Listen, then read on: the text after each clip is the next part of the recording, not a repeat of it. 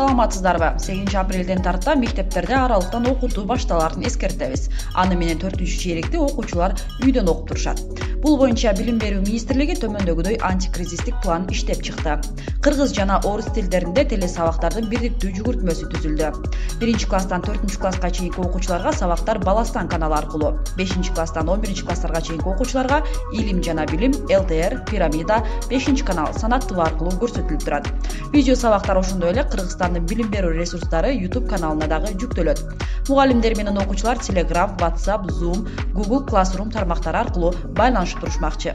Мектепке чейинки курактагы балдар үчүн да оюн форматында интеллектуалдык, таанып билүүчүлүк, чыгармачыл жана спорттук программалар, ТВ көрсөтүүлөр даярдалууда.